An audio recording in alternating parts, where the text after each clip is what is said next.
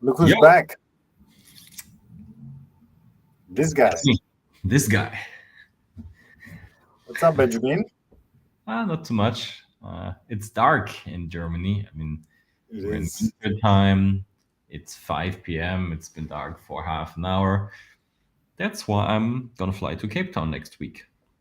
It is. You are away. And I believe this is your last episode for a few weeks. No, maybe you'll join us for the season finale. We have Yeah. a season finale. But yeah, at least for a few weeks, I'll be flying solo. Yeah. I still hope that you will win someone for the show. I mean, we had a few thoughts of who could join. A few people have joined in the past, but yeah, maybe you're doing your own thing now. Who knows? Yeah, actually, I mean, I've tried. Maybe people who are watching, if you've seen the last couple of episodes that I did myself, I've tried to make it tighter. I think the previous week I did it in 20 minutes. Last week I even did it in 15 minutes. So yeah, just providing the news, a quick bit of context, and then moving on. And let us know if that's a feedback that's a format you prefer. Or I mean, when it's two of us, it's nice. There's a lot of flow, good conversation. But when it's solo, I think it's punchy and to the point. Maybe that works as well. Less nonsense, maybe. Less nonsense. Speaking of nonsense, Ben, we have to. Okay, so last episode we have to get through some nonsense. First things first. 10 days away from the World Cup. Yeah. True. We have to talk about it. Let's get some quick predictions in. Okay, let's spend 1 or 2 minutes just on speaking of the World Cup. I want your quick predictions. Okay. Predictions. Number one on who the winner will be, and number two, how will Germany do? What was the first one? The winner, and number two is the how Germany will do. Okay, first of all, I think it's time for a non-European team to win. That is my first one. And I mean, there are two obvious ones with Argentina and Brazil. Yeah, let's say out of the two, I'd say Argentina, maybe first time since forever. Messi back on top again. I think isn't Paulo Dybala missing? Yeah, he's not there. I don't think he's traveling. Yeah. So yeah, let's go. I go with the bold one, Argentina.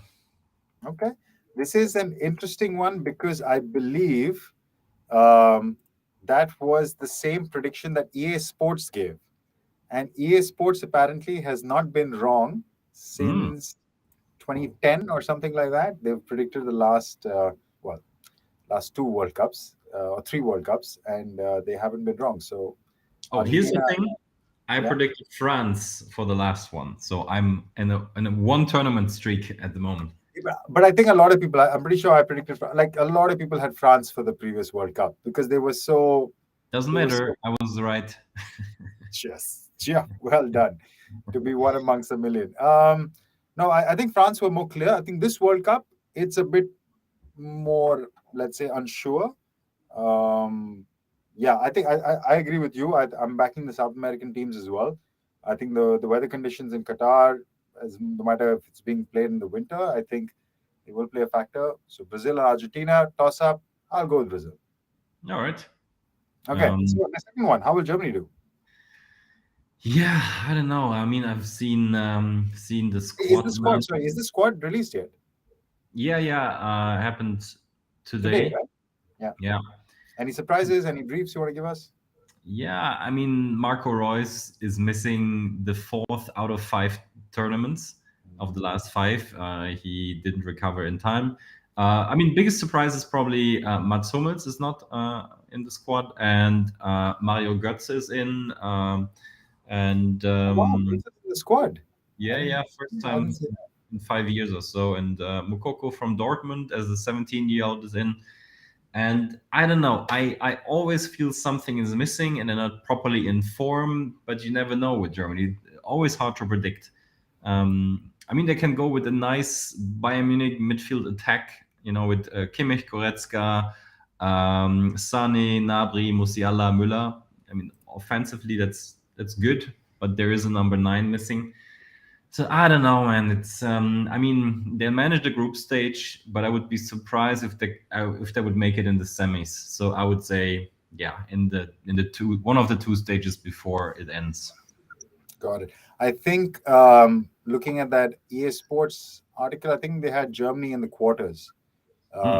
If EA Sports is some sort of prediction. Yeah. I also was reading a really nice article today on basically it was on the Athletic about what it takes to win a World Cup, and like so just using data to analyze over the last 5 or 8 World Cups, like how the winners have done in the group stage, how they've done in the knockouts, and so forth. And one of the points raised was that you don't need a big goal scoring number 9. In the last how many ever World Cups, I think they went back to 2002. Ronaldo, when Brazil won in 2002, was the only occasion where the team that won had a big goal scorer who was leading the line. Otherwise, it's usually been either low scoring or the goals have come around. So maybe that's something in Germany's favor. Yeah, who knows? Who knows? All right, should we start the show? Finally. Yes, I believe it's me kicking things off, and as always, we start with the funding rounds. And here is a company that recently has rebranded from Tatavi, or whatever, however that's pronounced, to Yoom, which is a combination of you and me. And you and me plays with let's say the content of what's happening within that company. It's a volumetric video capture and production company. They have raised a decent amount of 15 million US dollar from some strategic investors. And the interesting thing is some of the investors are also investors in Status Pro, the NFL licensed VR football game. So there seems to be a connection there. And what we can do quickly is to jump onto their website. So you get a little bit of an impression of what those guys do. Let's see how quick my computer is in actually showing this. So as you can see, they're in a bunch of different sports and music, in different fields, music, sports, entertainment. And within sports, they have done a bunch of different volumetric content or products. I'm not sure if you can see this properly now here. Now it's coming. So it's basically a, let's say, fan activation tool and providing interesting experiences on their smartphones. That's what they're focusing on.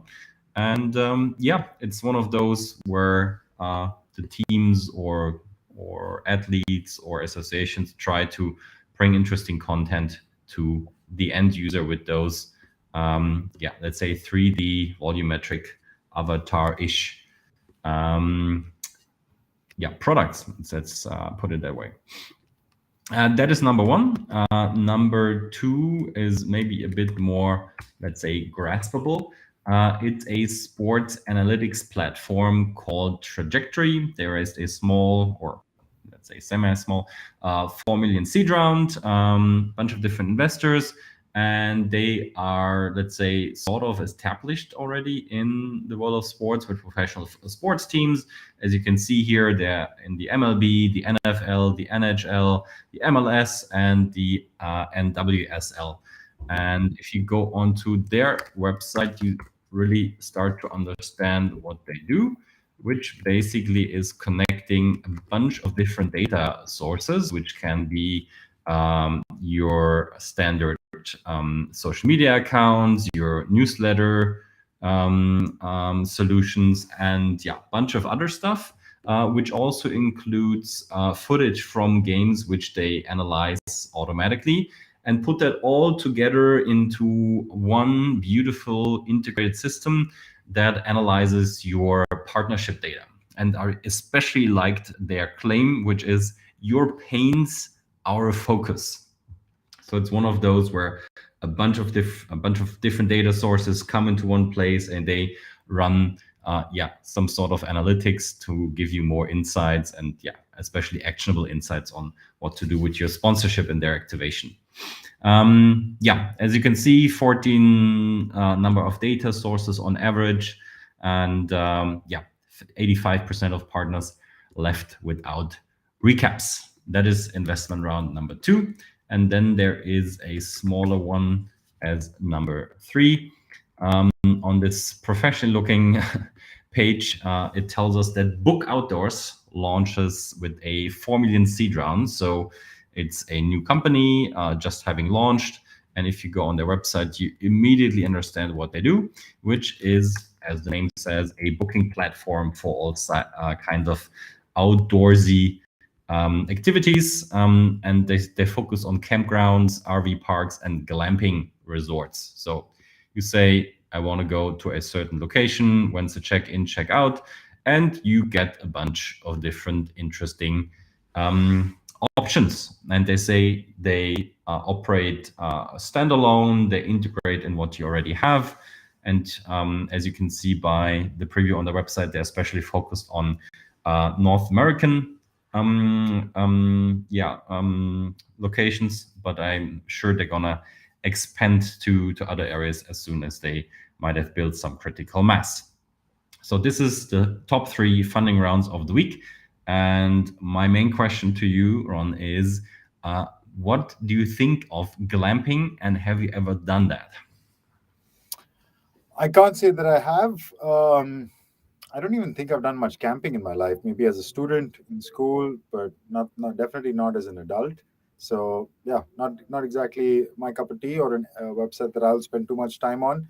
The one that I'm more interested about was Tetavi, of course. It's an interesting piece of tech. The only issue I have, not issue, but the question mark I have is that it's all professionally shot. They're basically capturing your entire body and movement in 3D, the 3D data capture, and then creating a digital avatar. But it's quite elite. So they have a studio with super high tech cameras and stuff. So it's not really accessible tech. There was a section on their website and also in the news that said that they will move to 3D data capture from your phone. So at some point in time, they will make this tech accessible to anyone to create a digital avatar, as long as you record it correctly. But for now, it is meant for influencers. It's meant for, let's say, celebrities, and for them to create their avatars. I did a story last week about Luka Doncic, who had created a 3D avatar of himself, a digital avatar, and he had some fun with it. So this is maybe another tool which keeps on that theme. Yep. What's the next theme? All right, staying in 3D and immersive worlds, we've got some major acquisitions that have happened in the last week or so. So I wanted to cover 2 of them, both companies that we know quite well. So also to celebrate some good news for the founders that we know. The first one is Sony acquired a company called BeyondSports. BeyondSports is a Dutch company. We have covered them on this show in a few different formats. This is their blocky format that they created, where they can stream live sports in an animated format, right? So you can have these a live basketball game played by these cartoon characters, which they call blockies, kind of like Legos, basically. But BeyondSports have also done a lot of cool stuff. They won an award, a Sports Emmy for broadcasting last year. They did the partnership with Nickelodeon, with the NFL, where the live game was available in the same blocky style format. So they've done a lot of cool stuff. They've also been working with the Premier League for a long time, with a lot of the elite leagues, to do different types of broadcasting animations live. Anyway, Sony are the ones who have jumped on them. Sony had acquired Hawkeye in 2011, I believe, and Pulse Live is another company that they own. So they're trying to create,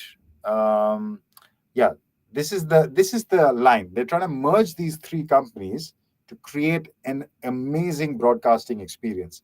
So the data collected by Hawkeye Systems could be used for content using Pulse Live's digital resources. I'm not sure what Pulse Live does exactly. I had a quick look. I couldn't understand it. And BeyondSports visualization capabilities, where, they take something and visualize it in animated formats to create an immersive virtual reality application. So basically, maybe they're looking to create a VR version of a live game so that you can get immersed and watch it. It should be some interesting piece of tech. They talk about, they go on to talk about BeyondSports, a very cool company, but we already know that.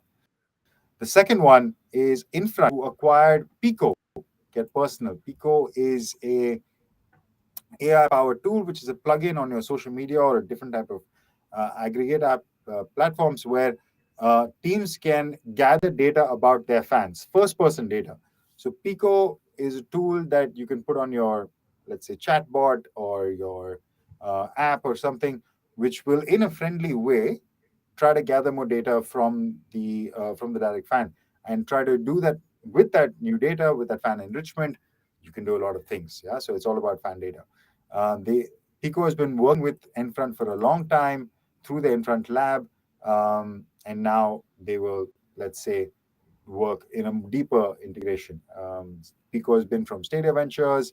They have tons of really good clients from the Bundesliga to the NHL to the MLS, and they will continue to do more cool stuff. Yeah, two good companies that we know quite well, Ben, and big Yeah. news. Yeah, I mean, you just mentioned that line. They have clients in the Bundesliga. And guess who connected them to the first Bundesliga client? Yeah, There we go. This guy. company here, this company. Yeah, Yeah. yeah. Well, yeah. Yeah, huge congrats to Asaf. Haven't texted him about it or anything, but yeah, I assume it's an exit that he wanted, that he definitely deserves because he was always very active, and yeah, hope he got a good deal there. Yeah, I would expect so. I mean, which is why I put the green dollar eyes, because I think that these are strategic acquisitions for both companies. Both companies were doing well. They had really good partnerships in place. So I would not imagine that these were like fire sales or anything like that. Yeah, hopefully these the founders have made good exits, and also hopefully they will continue to grow the companies in their new homes. Absolutely, but I'm especially curious about what you mentioned first. The Sony Hawkeye Beyond Sports combination has lots of interesting tech and potential in there. Yep, So yeah, I'm hope to hear more about that collab or absolutely. that integration, so to speak. Yeah, speaking about collabs and deals, and also the fact that sometimes deals don't work out so well. We have read about some very interesting news regarding the Premier League and their NFT contracts. And I mean, it was months ago, probably, when in this show we talked about the Premier League signing a contract with Consensys for the NFT rights, for player cards, potentially highlight clips. I remember that they cut it into two or three different packages, and Consensys was trying to get the majority of them. And there was a huge number in the room, and it seemed like, I don't know, only some details were left to clarify.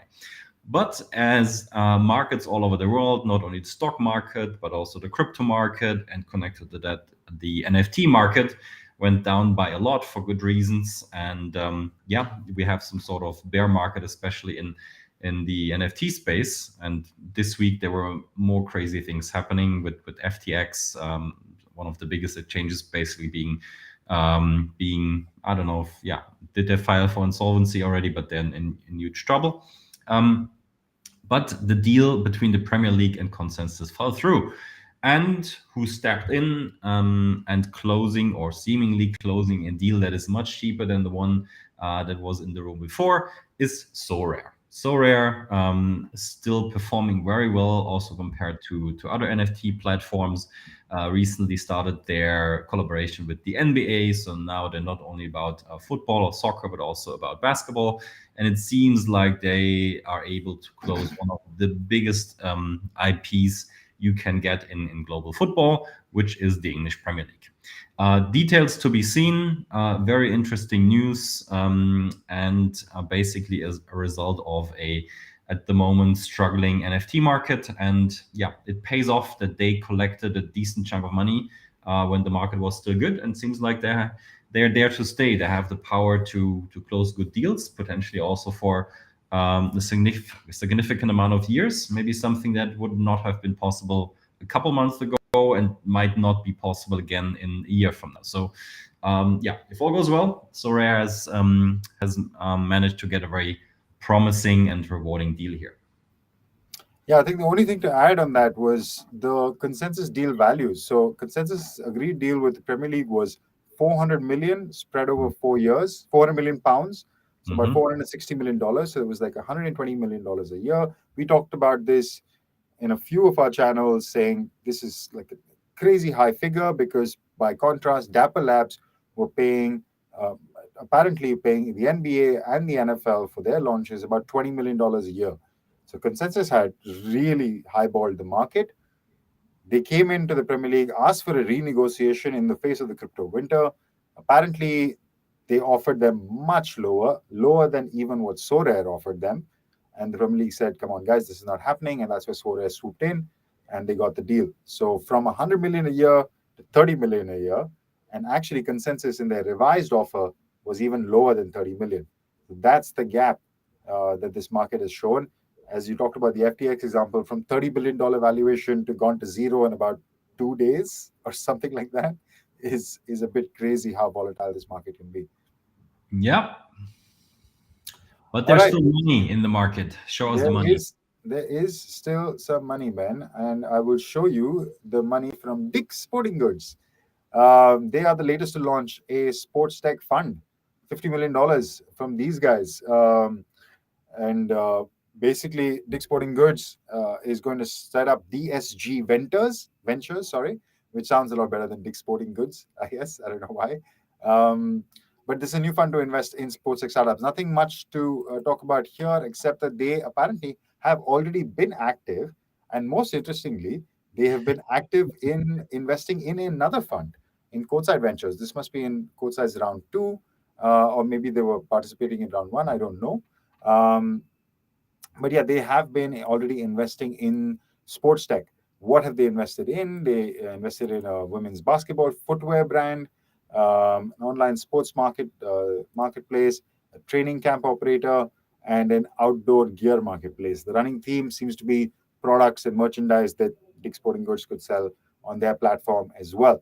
Apart from the investments in Courtside is a well-known investor. They've done a ton of great deals. Some mentioned here, Mojo, Nifty Games, Xpoint, but including stuff like The Athletic, which New York Times bought over this year, and so on. So another fund, not much more else to talk about here. Entering the space, SportsTech continues to attract new and bigger names. Yep. And I can continue with talking about attracting big names. But first, I have a question for you, because I was confused when I read the caption here. What is RTWC? Is WC World Cup?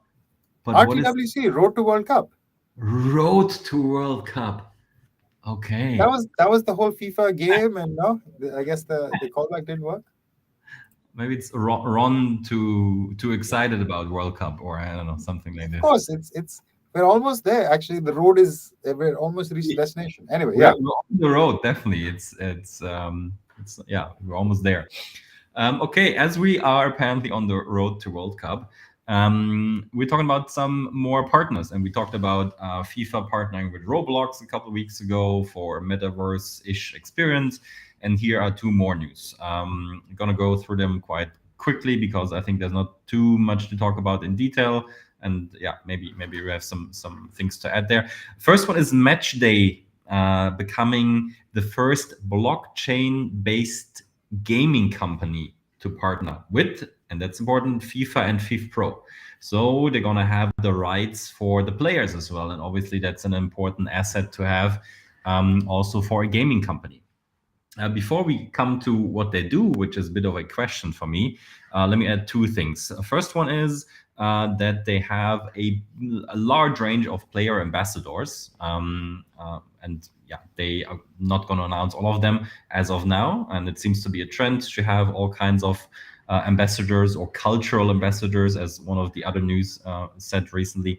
But I want to highlight that one of the investments is coming from Playtime, the company or the new investment fund we talked about a couple of weeks ago of yeah, people who we know, and also like Lionel Messi. So that's an interesting one.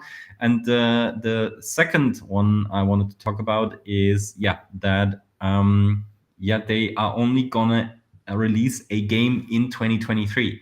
So it's not really road to World Cup; it's more road away from World Cup. So timing is not quite there yet for the World Cup itself. But if you go on their website, I don't know if you have done that, but I have still no idea what exactly they do, because they say, get ready, secure your username. If you go on About Us, it's a range of, nothing really, to be honest. So I'm not really sure what exactly they're building there, but they managed to get the rights for the players and the official FIFA collab. So that's the one thing. The second news of the week on the road to World Cup is something that is a bit more tangible, as FIFA is partnering with Calm, an app that I recently started using again because I remembered that a couple years ago I bought their lifetime subscription. So I'm all set. I'm in the same boat as the people we're gonna talk about now. So FIFA, I mean, there's lots of negative things to talk about the World Cup in Qatar, obviously. So I wouldn't say they're doing a bit of isn't I cannot say greenwashing, whatever color you want to use for that. So they're trying to potentially get some sympathies in helping people with their mental health, and that includes the following: all players, workforce personnel, and 25,000 volunteers at the upcoming FIFA tournaments will receive a free Calm subscription. Not sure when this will end, but at least for the tournaments, I guess. And the fans, I guess the ones who bought a ticket or that are around the tournament, will get heavily discounted offers for the app. And of course, all of that is for raising awareness of mental health and what you can do about it.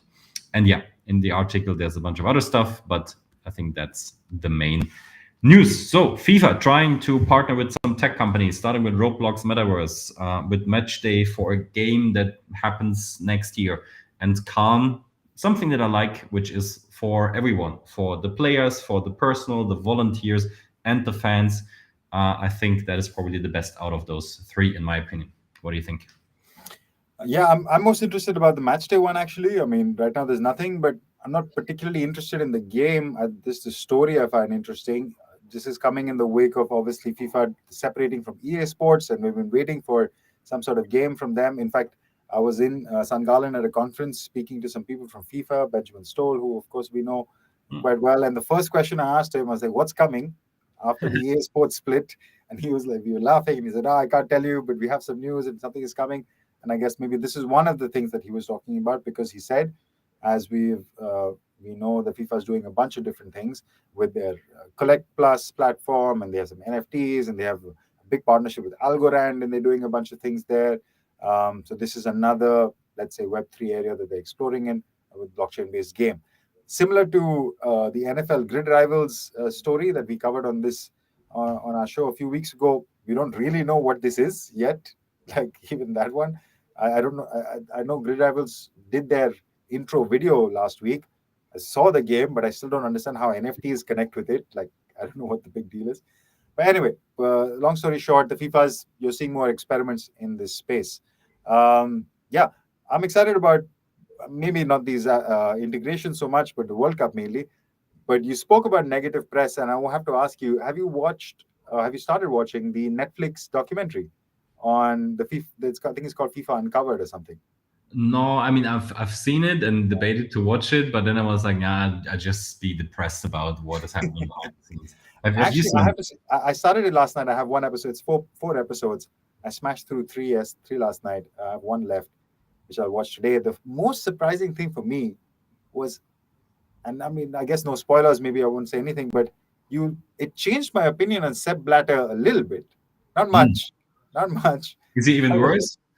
no, it made me think that he was not that stupid. Like I mean, to do something as blatantly, so much blatant bribery is going on with the awarding of the World Cup to Qatar and the circumstances and all that. But Maybe Yeah. maybe it's Netflix wanting to get closer to the world of sports and to some influential people.